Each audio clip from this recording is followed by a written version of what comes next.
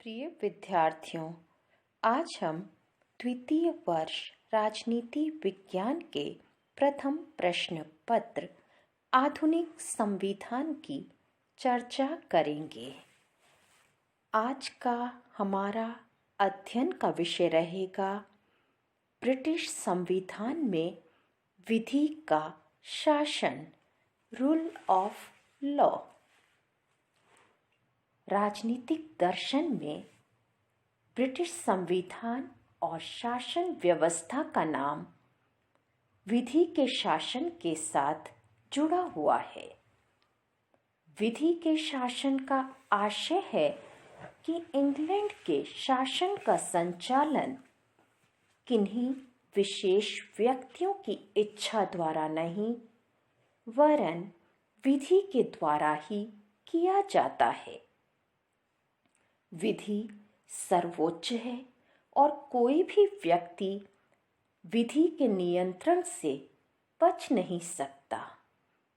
उच्चतम स्तर के व्यक्ति से लेकर निम्न स्तर के व्यक्ति तक सभी विधि के सम्मुख समान हैं। विधि के शासन में निरंकुश विशेषाधिकार और सरकारी मनमानेपन के लिए कोई स्थान नहीं है। प्रोफेसर डाइसी ने ब्रिटेन में विधि के शासन को संविधान का प्रमुख अंग माना है। उन्होंने विधि के शासन की 3 प्रमुख विशेषताओं की चर्चा की है। पहला, विधि की सर्वोच्चता। ब्रिटिश शासन व्यवस्था में सर्वोपरि स्थान विधि को प्राप्त है, किसी व्यक्ति अथवा सरकारी अधिकारी को नहीं।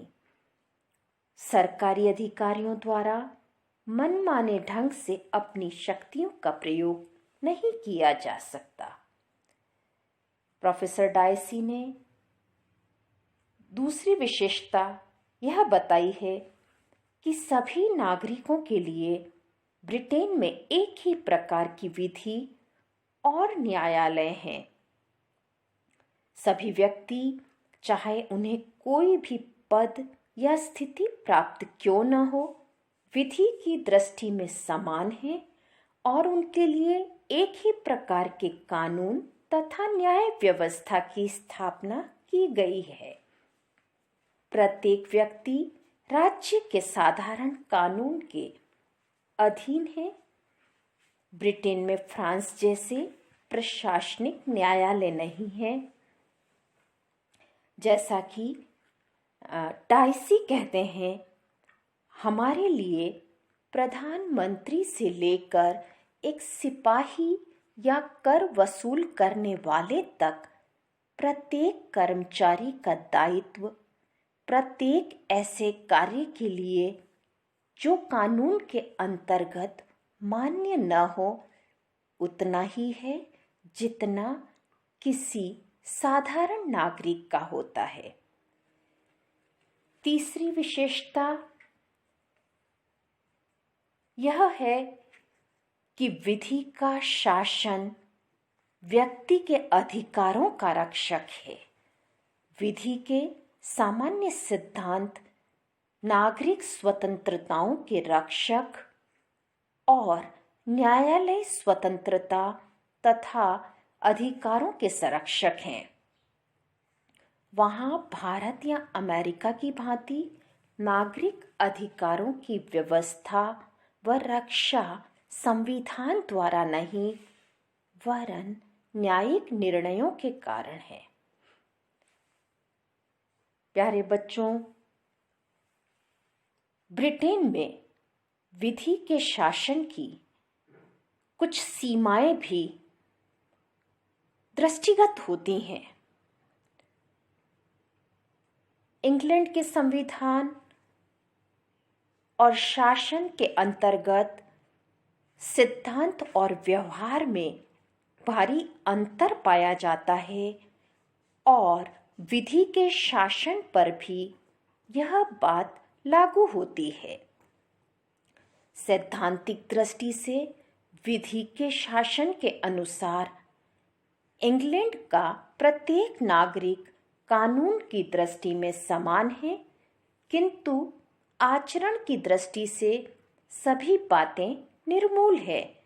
ऐसी कई बातें हैं जो विधि के शासन से मेल नहीं खाती, जैसे अधिकारियों की विवेकात्मक शक्ति।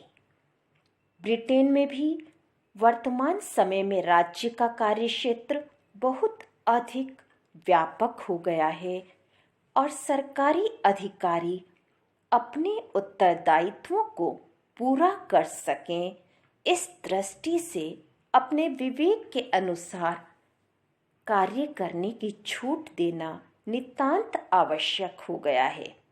ब्रिटेन में भी प्रशासनिक अधिकारियों को विवेकात्मक शक्ति प्राप्त होने के कारण विधि के शासन की धारणा सीमित हो गई है।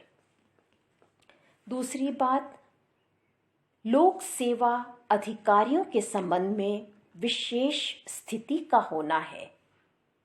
विधि के शासन का तात्पर्य यह है कि सामान्य व्यक्तियों और लोक सेवा अधिकारियों में कोई अंतर नहीं किया जाना चाहिए, लेकिन ब्रिटेन में लोक सेवा अधिकारियों को एक सीमा तक विशेष स्थिति प्राप्त है। इंग्लैंड में 1882 में लोक अधिकारी संरक्षण अधिनियम पारित किया गया, जिसके अनुसार किसी सरकारी कर्मचारी के विरुद्ध कोई भी कार्यवाही उसके द्वारा किए गए अपराध के 6 माह की अवधि के अंदर ही की जानी चाहिए। साथ ही साथ यदि सरकारी कर्मचारी पर चलाया गया अभियोग सत्य सिद्ध न हो सके तो उसे अभियोग चलाने वाले व्यक्ति को उसका खर्च देना होता है।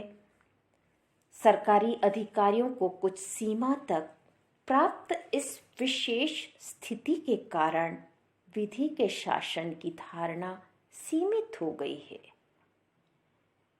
एक अन्य महत्वपूर्ण सीमा प्रदत्त व्यवस्थापन डेलीगेटेड लेजिस्लेशन के रूप में देखी जा सकती है। पिछले कई वर्षों में राज्य के कार्य बहुत अधिक बढ़ जाने के कारण व्यवस्थापिका के द्वारा अपनी कानून निर्माण की शक्ति का एक बड़ा भाग कार्यपालिका को सौंपा गया है, जिसे प्रदत्त व्यवस्थापन कहते हैं। यह प्रदत्त व्यवस्थापन भी विधि के शासन को सीमित करता है। विधि के शासन को सीमित करने में प्रशासनिक नियम और न्यायालय भी एक सीमा के रूप में देखे जा सकते हैं।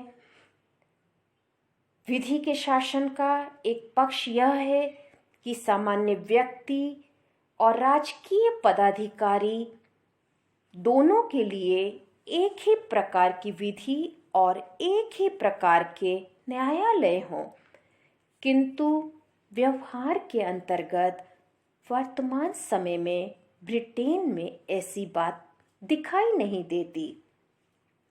पिछले कई वर्षों में ब्रिटिश संसद ने राष्ट्रीय बीमा अधिनियम, मकान अधिनियम, किराया अधिनियम और सड़क यातायात अधिनियम आदि के रूप में अनेक कानूनों का निर्माण किया है और इन कानूनों ने नागरिकों तथा विभागीय अधिकारियों के पारस्परिक संबंधों को एक विशेष दिशा प्रदान की है, जो प्रशासनिक नियमों और न्यायाधिकरणों की ओर ही जाती है।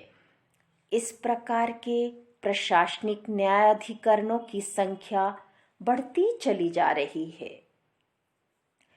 इसके अलावा कुछ अन्य सीमाएं भी दिखाई देती हैं, जैसे इंग्लैंड के सम्राट के विरुद्ध किसी भी न्यायालय में कोई भी अभियोग नहीं चलाया जा सकता।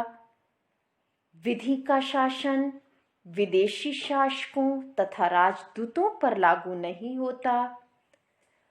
गृह मंत्री को यह अधिकार है कि वह किसी भी विदेशी नागरिक को ब्रिटिश प्रजा होने का प्रमाण पत्र दे सकता है, किसी के प्रमाण पत्र को रद्द कर सकता है या अवांछित विदेशी को देश से बाहर निकाल सकता है। इन सब कार्यों के लिए उसके विरुद्ध कोई अभियोग नहीं चलाया जा सकता। सैनिक दल के सदस्यों पर सैनिक विधियों का नियंत्रण होता है। चिकित्सक सर्वसाधारण चिकित्सक परिषद के अधीन होते हैं। ये सभी तथ्य सामान्य कानून और सामान्य न्यायालयों के क्षेत्र को सीमित कर देते हैं।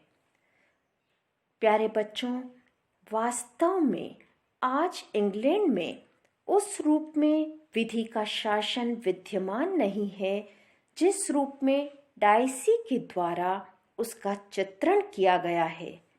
आज इंग्लैंड में अनेक रूपों में इसका उल्लंघन किया जाता है और इंग्लैंड में बहुत अधिक सीमा तक प्रशासकीय न्याय का विकास हो रहा है।